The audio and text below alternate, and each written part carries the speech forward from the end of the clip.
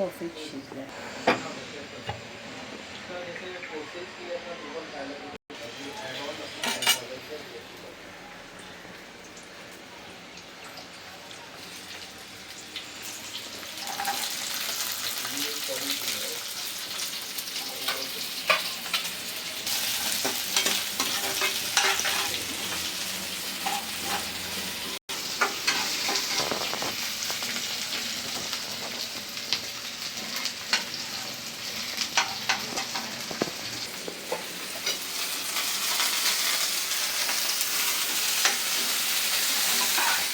हा मग आवाज व्हिडिओमध्ये येणार.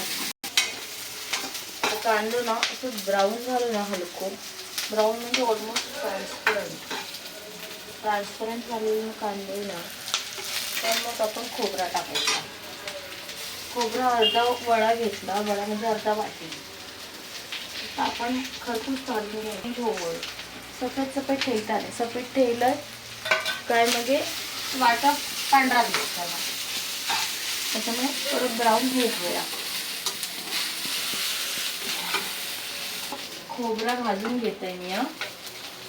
थोडा खरपूस होता, अजून थोडा ब्राऊन जाऊया. त्याची चव इतकी बरी लागायची नाही, त्याचा कलर आहे वाईट पण थोडं येऊ.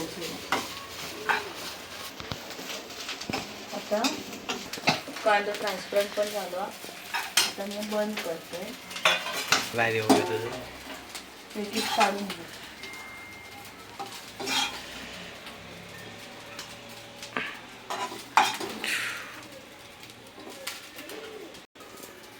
आता ह्या मी थंड होत ठेवतोय.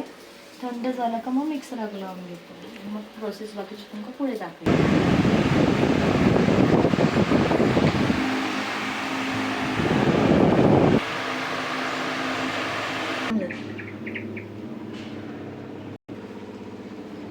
हे काय आहे?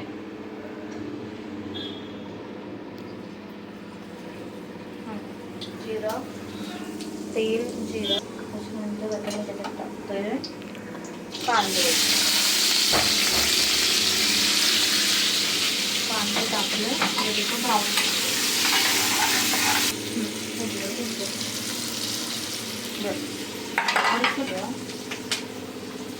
आणि ते थोडं ब्राऊन झालं ना की त्याच्यानंतर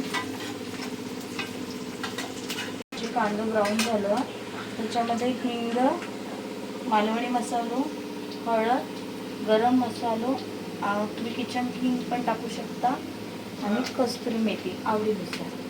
तर हे सगळे मसाले मी एकत्र टाकते.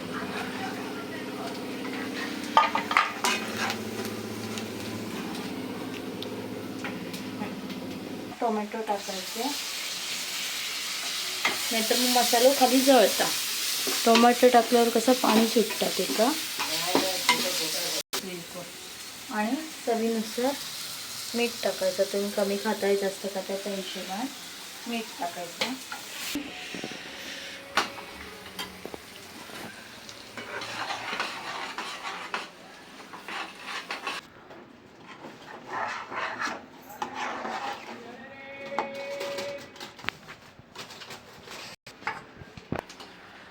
ह्यामध्ये कोकम टाकलंय, त्याने आंबटपणा चांगला येतो आणि चुरणाला खाज उठत नाही. चुरणाला खाज उठते. बस. आता जेव्हा कढई तेल सुटलं ना तेव्हा हे मसाला एकत्र होतो आणि एकत्र होतो.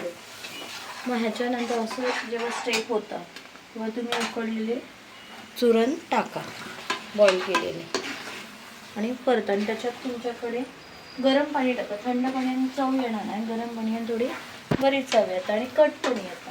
आता तुमका दिसतं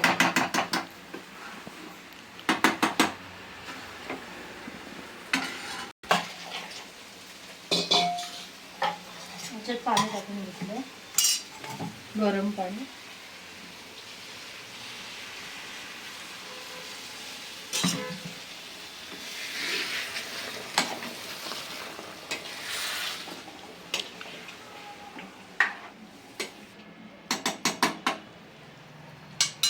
कोण कोण ह्याच्या जागेवर मासळी पण घालतात, सुरण मिक्स पण घालतात.